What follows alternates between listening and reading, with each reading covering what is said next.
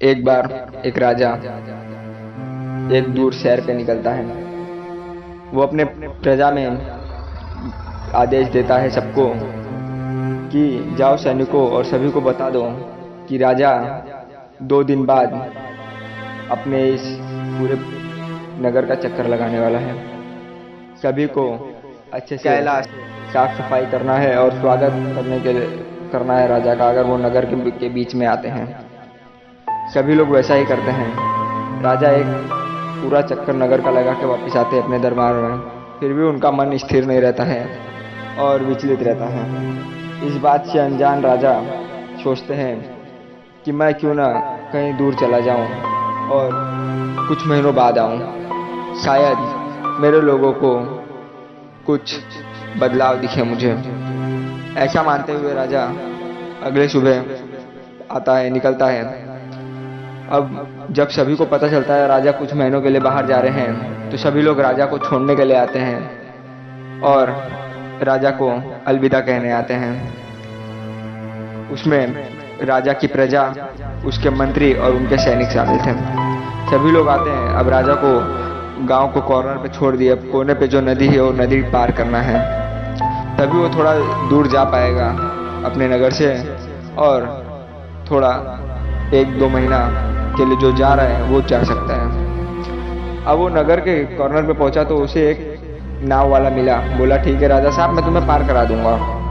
तभी एक वृद्ध व्यक्ति आता है, बूढ़ा व्यक्ति आता है और बोलता है राजा को कि तुम ये नदी जब पार कर लोगे तो आगे तुम्हें जंगल के रास्ते से होते हुए जाना होगा, और उस जंगल के रास्ता में एक गुफा भी है। जब तुम उस जंगल में पहुंचना तो तुम्हें गुफे के आस पास में एक पतला सा लड़का मिलेगा। वो लड़का तुम्हें चुनौती देगा वो कि आओ मुझसे लड़ो, और तुम उससे लड़ना तो उसे हरा के उसे उधरी मार देना, तभी आगे बढ़ना, वरना आगे मत बढ़ना। राजा वो बात समझ लेता है और हाँ बोल देता है। अब सबको अलविदा को कहता है राजा और नाव में बैठ जाता है। नाव वाला राजा को लेके गया, उस पार करा के जंगल के कॉर्नर पे छोड़ दिया। अब 2 दिन लगे उस पार होने में। अब जब वो उधर पहुंचा कॉर्नर पे तो जंगल की शुरुआत हुई। वो अंदर गया, 1 दिन बीत गया, अंदर जा रहा है निकलने के लिए वो जंगल के बाहर। तभी दूसरे दिन में उसे एक पतला टुकड़ा सा बहुत पतला एक लड़का मिलता है, जिसके शरीर में बिल्कुल जान ही नहीं है, और वो राजा को चुनौती देता है कि आओ राजा मुझसे लड़ो।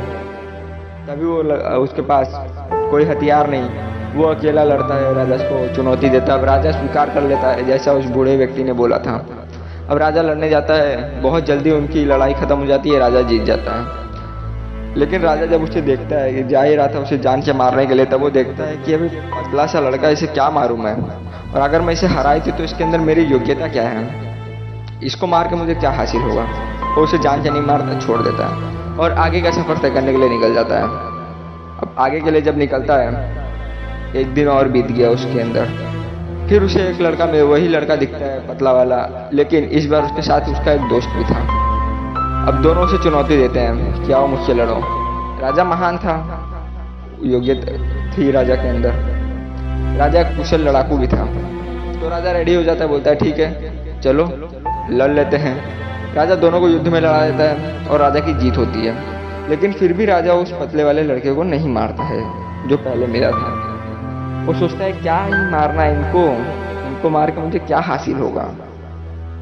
फिर राजा आगे निकलता है। 2 दिन और बीत गए, जंगल बहुत बड़ा है, पार नहीं हो रहा है। फिर इस बार 4 लड़के आए उसके पास। एक तो सबसे पहले वाला वो पतला लड़का और उसके 3 साथी और। अब 4 लोग आए, चारों राजा को चुनौती दे रहे हैं कि आओ हमसे लड़ो फिर आगे जाना। राजा फिर तैयार हो जाता है, महान राजा था, तैयार हो गया, बोलता है ठीक है चलो।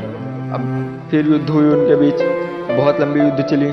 फिर राजा की जीत हुई आखिर में, लेकिन फिर भी राजा उनमें से किसी को जान से नहीं मारता, छोड़ देता है हरा के। अब 3 दिन बीत चुके और बस जंगल के बाहर निकलने ही वाला था राजा कि वो जो 4 लड़के थे इस बार 8 लड़के हो गए थे और सामने राजा के खड़े थे। बोलते हैं अब तुम हमसे लड़ो। अब राजा थोड़ा सा घबरा जाता है क्योंकि सामने 8 थे और राजा अकेला, और इतना युद्ध करके राजा थक भी चुका था। इतने दिनों से वो चल रहा था जंगल पार करने में, और युद्ध भी किया था तो थक भी चुका था। अब सामने 8 के 8 चुनौती दे रहे हैं राजा को युद्ध में लड़ने के लिए। राजा पहले सोचता है, लेकिन वो राजा महान था और तो बोलता है ठीक है, तो मैं तैयार हूँ लड़ाई करने के लिए।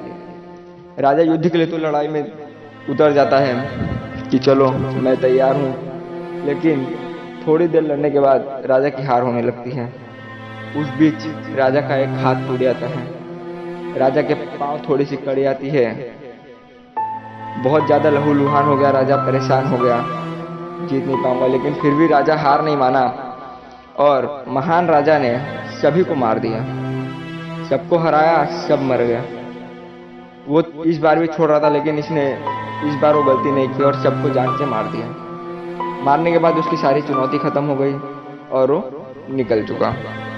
जब राजा ये सब पूरा जंगल पार करके एक स्थान पे पहुंचना था उसे कि कुछ महीनों में बाहर बिताऊं राज्य के, वहां जब पहुंचता है तो वही बात याद करता है और तो उसे सबक मिलता है कि मेरी गलती क्या थी उस लड़ाई में। उसे तब जब पूरी कहानी वो समझता है तो उसे पता चलता है कि मैंने ये गलती किया। उस वृद्ध व्यक्ति ने बोला था तुम पहले ही मार देना उस लड़के को, पतले से एक लड़का अकेले आएगा लड़ने। अगर मैं पहले उसे मार देता तो आगे मुझे कुछ ऐसी चुनौती आती ही नहीं और इस बार तो मैं जीत गया। हो सकता है अगर मैं हार जाता तो मेरा क्या होता। मुझे तो पहले ही उस छोटी सी चुनौती को खत्म कर देना चाहिए था। ऐसे ही हमें भी करना है। मैं तो यही अपने तरफ से बोलूँगा कि भले चुनौती कितनी सी छोटी से छोटी हो, लेकिन उसे कम नहीं समझना है। कोई भी प्रॉब्लम हो भले एकदम छोटी हो, लेकिन उसे कम नहीं समझना है, उसे पूरा सॉल्व करना है, फिर ही आगे बढ़ना है।